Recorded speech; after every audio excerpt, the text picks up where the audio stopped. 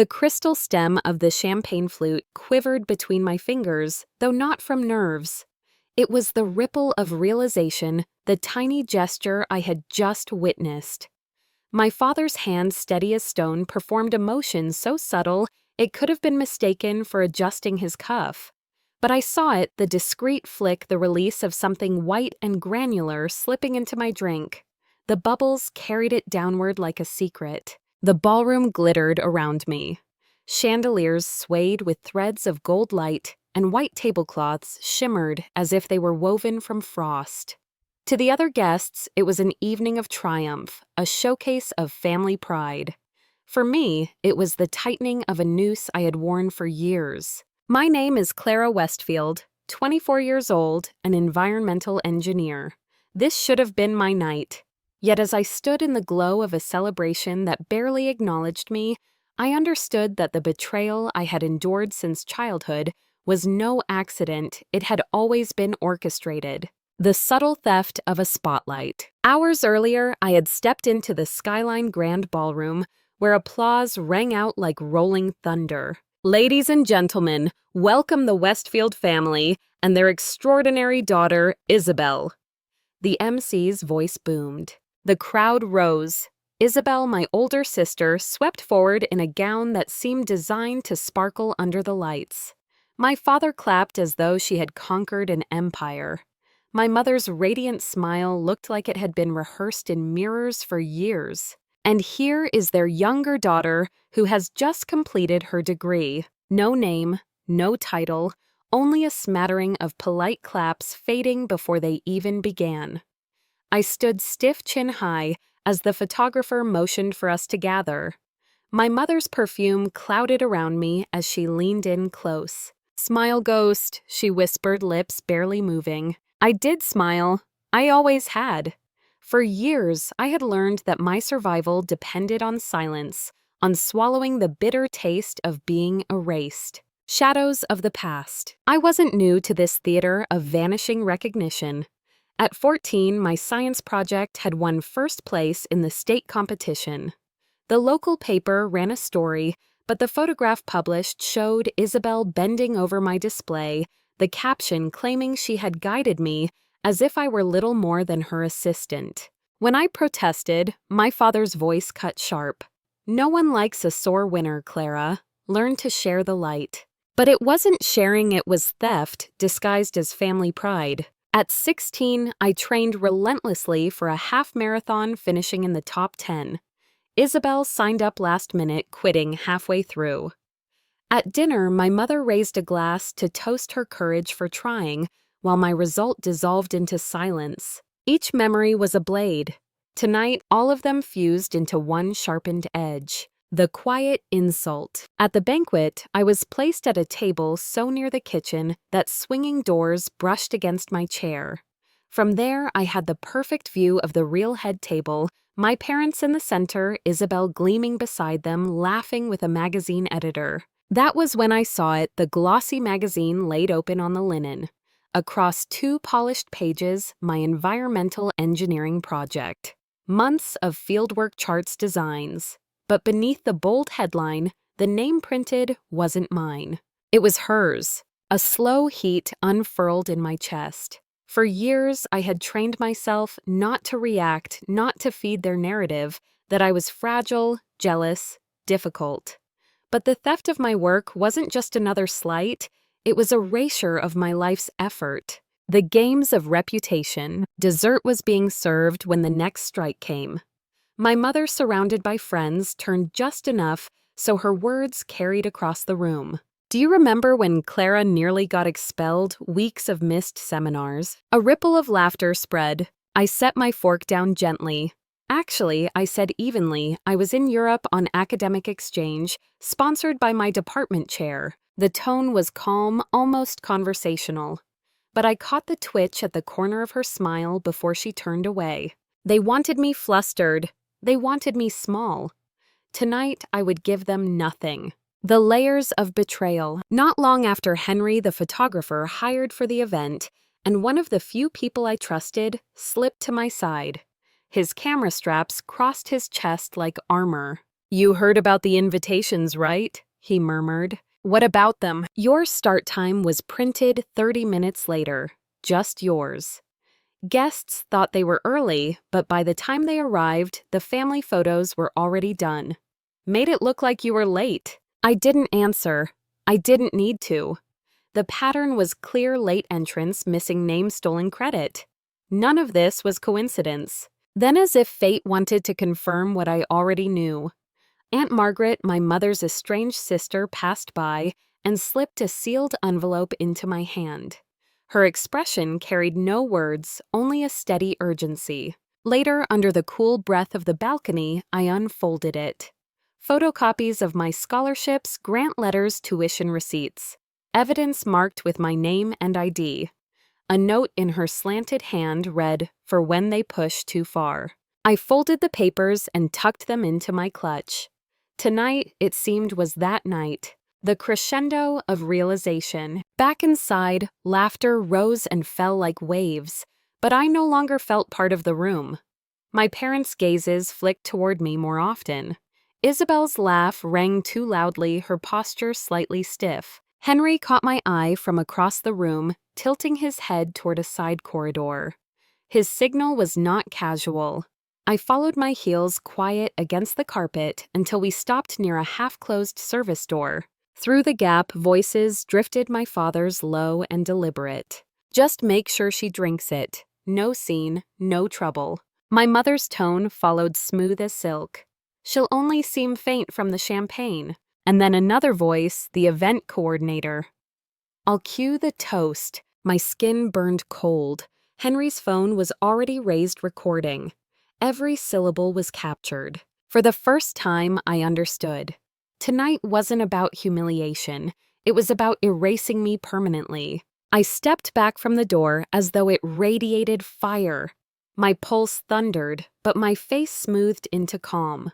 If they thought I was still playing their quiet game of shadows, they were wrong. The battle had changed, and so had I.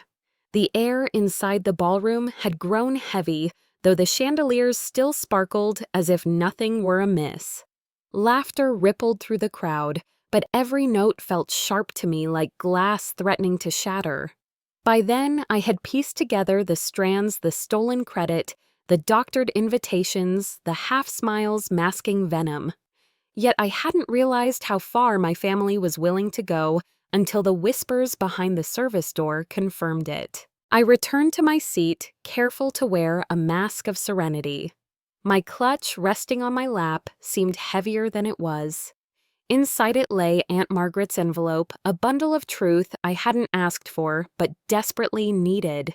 Across the table, Isabelle laughed too loudly, her hand fluttering near her champagne glass as though rehearsed. My parents stole glances at me more often than they had all evening.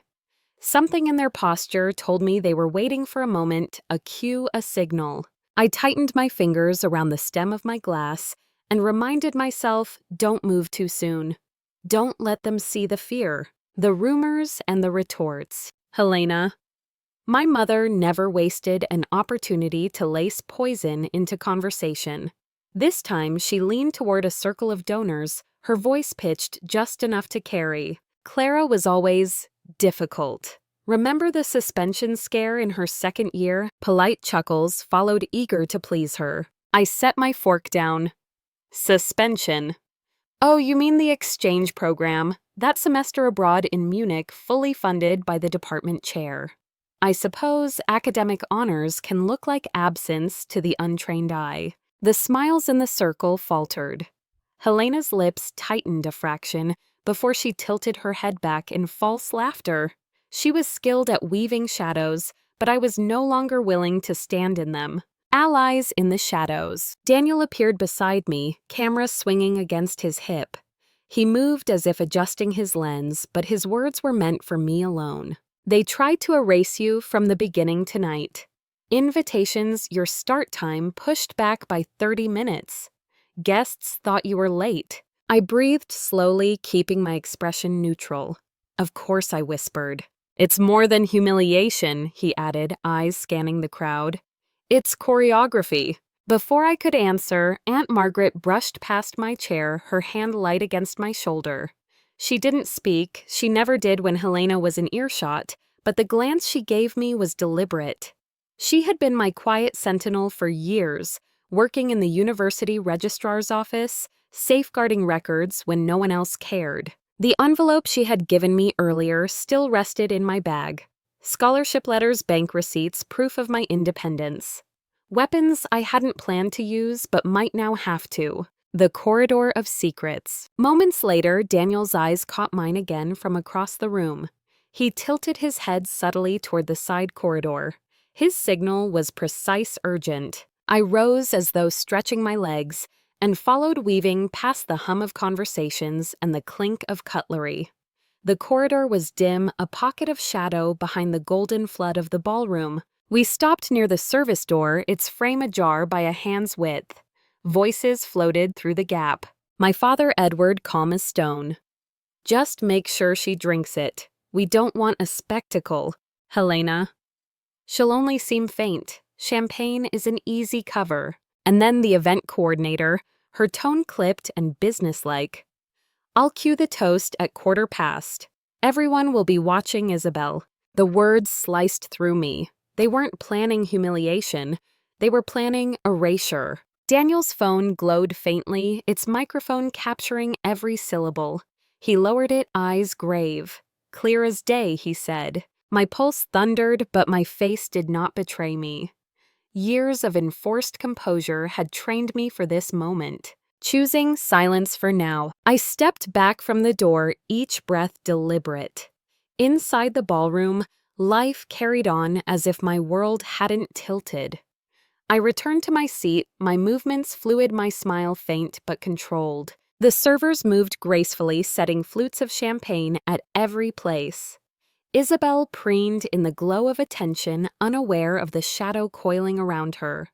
My parents' eyes never strayed far from me, sharp as hawks. I thought of the years I had swallowed their scorn, the stolen science fair, the twisted marathon tale, the endless narrative that I was always, less always, an accessory. Tonight they sought to end the story entirely. But they didn't know the script had changed. In my clutch, the envelope waited. In Daniel's phone, voices whispered their own guilt. The truth was no longer fragile. It was solid, time-stamped, undeniable. The quiet resolve. I breathed in the heavy perfume of roses and candle wax, steadying my pulse. This was no longer about surviving humiliation. It was about surviving at all. And if I played this right, it would not just be survival. It would be reckoning. The ballroom glittered on, ignorant of the storm gathering beneath its chandeliers. And I, still silent, watching, prepared to strike when the time was right. The server placed a fresh champagne flute at my right hand. The golden bubbles shimmered as though innocent, yet I could almost see the outline of danger dissolving within them. Edward appeared at my elbow, wearing the politician's smile that had fooled so many for decades. "Everything's set for you, Clara," he asked smoothly, fingers grazing the cutlery as though by chance. But I saw it, the flick of his hand, the faintest motion, the powder vanishing into the fizz. It was the same gesture I had noticed at the beginning of the evening, subtle, lethal. My chest tightened, but outwardly I only smiled. Not tonight, I thought. Not on your terms. With a deliberate calm, I reached across and swapped the glass with Isabelle's. She took it without hesitation, her laugh still too loud, still eager to prove herself radiant. The collapse. It didn't take long. Minutes after the toast, Isabelle's laugh cracked like porcelain. Her hand gripped the edge of the table, her fork clattering against marble. Gasps swept through the ballroom as she staggered to her feet and then collapsed back into her chair. Edward and Helena were at her side instantly. Their performance, flawless voices, urgent hands fluttering with concern. To the untrained eye, they were devoted parents frantic for their daughter. But I saw it, the panic flickering behind their eyes, the terror that their scheme had backfired. Daniel appeared beside me, his phone angled just enough for me to glimpse the recording, Edward's hand. The powder, the fizz, the swap, all time-stamped and undeniable. The reveal. The chaos rose like a tide, paramedics pushing through the crowd, security officers moving in closer. Guests whispered their voices sharp as knives. It would have been enough to end it there, to hand the phone to the authorities and step away. But years of silence demanded more. I rose, clutched tight under my arm, and walked to the AV booth at the edge of the room. The technician startled as I pressed a USB into his hand. "Play this," I said, my voice steady as stone. The slideshow of curated family memories flickered and disappeared. On the screen above the stage appeared the footage, Edward leaning over my place, setting the flick of his fingers, the drop into champagne. Isabelle raising the glass and drinking deeply. Gasps split the air. Someone whispered, "That's poisoning." From the crowd, Aunt Margaret's voice rang clear. "I have additional documents. Proof that Clara paid her own way through college, that her parents have lied for years." She held the papers aloft, her face calm, defiant. The tide shifted in that instant. Guests who had once offered polite neutrality now recoiled from my parents. Eyes narrowed, whispers sharpened, reputations cracked like ice. The confrontation. The room had turned tribunal. I stepped forward, voice carrying across the stunned silence. My whole life I was told to stay quiet. Tonight you see why. Silence is how they win. The words hung heavy, undeniable. 2 uniformed officers approached the head table. Edward's jaw tightened. Helena's perfect composure fractured into something feral. I placed a small bundle on the table, the family crest pendant, the keys to the estate, an envelope containing my signed withdrawal from every shared asset. "These belong to you," I said. "I'm taking back my name, my time, and my life." The murmurs in the crowd swelled. Somewhere, a single voice spoke, "Good for her." And then Margaret smiled, the kind of smile that said she had been waiting for this moment her entire life. Walking away, the glass doors to the terrace closed behind me with a hush. Outside, the night air was sharp alive. The city lights shimmered across the bay, and in the reflection of the glass, I saw a woman I barely recognized, shoulders squared, head high, free. By sunrise, the video had spread across the city. News anchors spoke my name with the same gravity they once reserved for my parents. The legal machine turned quickly. Charges were filed, attempted poisoning conspiracy. Isabelle recovered in days, the dose not quite fatal, but her role as innocent victim withered as people recalled the years she had basked in stolen glory. 6 months later, she wrote me an email apologizing. I replied only once that while I wished her no harm, our relationship was severed forever. Then, I blocked her, leaving no doors open. Edward and Helena's empire collapsed. Business partners withdrew. Donors vanished. Invitations that once crowded their calendar dried up to nothing. Even old friends crossed the street to avoid them. I moved into a small apartment near the university district, nothing grand but mine. Paid for with my work, my name, my terms. A final severance. A month later, at a settlement meeting, I slid a signed document across the table, full relinquishment of any claim to the family estate, paired with a legal ban on using my name or achievements for their social gain. "This is the last time you'll profit from my existence," I told them. They were sentenced to 6 months of house arrest, followed by 5 years probation.